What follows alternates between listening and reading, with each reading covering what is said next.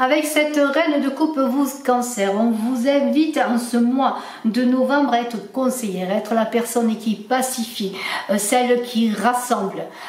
C'est une reine qui attire le respect et la dévotion de son entourage. Vous allez créer des alliances, c'est ce qu'il est dit. Vous avez des talents de rassembleur ou de rassembleuse et trouver des compromis aux situations difficiles. Hein. Vous allez apporter votre aide à un collègue de travail, à un ami, à votre conjoint, à une personne, et vous allez jouer un rôle de leader, mais toujours dans l'idée d'équipe. Voilà, c'est cela. Hein.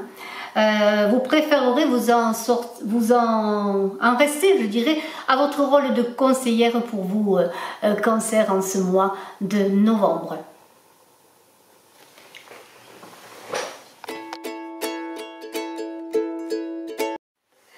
Dans vos énergies propres, le 7 de denier. Alors avant de commencer, je vous dis que j'organise un concours pour gagner une voyance gratuite. Je vous invite à vous abonner si ce n'est fait, à marquer un commentaire que vous participez. Je fais aussi des consultations privées, hein, médium, canal et cartomancienne. Et si vous désirez bien une consultation privée, mes coordonnées sont sous la vidéo. Je reviens à ce 7 de denier pour vous, Cancer. Ce 7, c'est une étape importante de croissance. C'est l'idée de relever des défis, et c'est cela que ce 7 de denier, dans vos énergies propres, vous voulez relever des défis, mais il y a une pause qui est bienvenue entre deux temps de travail pour peut-être voir, constater et rassembler ce que vous avez déjà fait, et puis profiter de ce que vous avez déjà fait. Mais il y a aussi l'idée de voir plus loin, de prendre conscience de tout ce qu'il vous reste à faire. Il y a une idée de patience, d'effort à mettre en route. Et puis, faire confiance au temps et laisser le temps au temps. Hein, c'est cela. Et vous le savez. Effort, vision à long terme, patience. Ça, c'est dans vos énergies. Vos souhaits avec ce cavalier de coupe, eh bien, il y a l'idée d'être dans la recherche du Graal, ou donner un Graal, aussi apporter un Graal. Il y a du romantisme, de la poésie. Mais il y a une idée aussi de partir dans des conquêtes, que ce soit en amour ou dans l'idée aussi d'aider les autres, et on l'a vu avec la reine de coupe, hein, dans cette idée de conseil, de soutien, de rassembleur.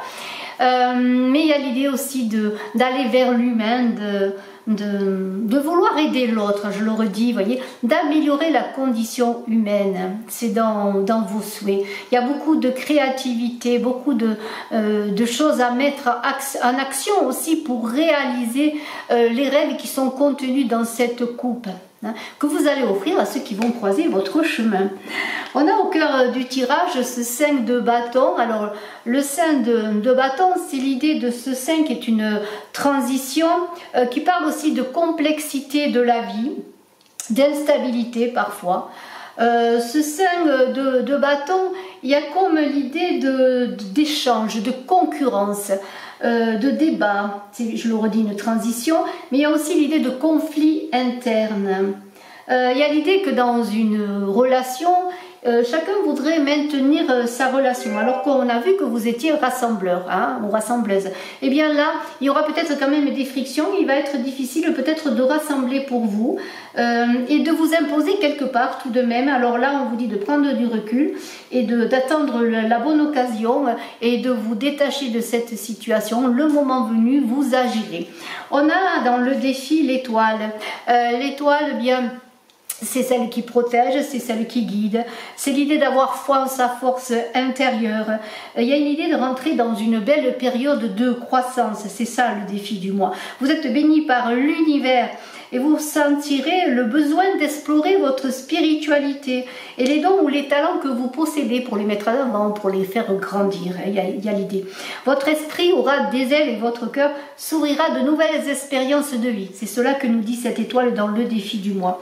Sur le plan sentimental, on a un as d'épée. On est là dans l'idée de conquête, bien entendu, avec j'essaye d'avoir pas trop de lumière sur la carte. Cet as d'épée, c'est de clarifier les choses dans votre vie sentimentale, c'est de prendre votre destin en main aussi et de faire se lever le soleil. On le voit, les nuages sont écartés. C'est grâce à votre façon de communiquer, on l'a vu avec la reine de coupe qui est là, de rassembler, d'être médiateur, et bien que vous allez réussir à faire d'une vie sentimentale peut-être froide, amener de la chaleur. Mais il y a aussi l'idée de trancher dans la matière sans état d'âme, et on est quand même dans l'intellect avec cet as d'épée sur le plan sentimental.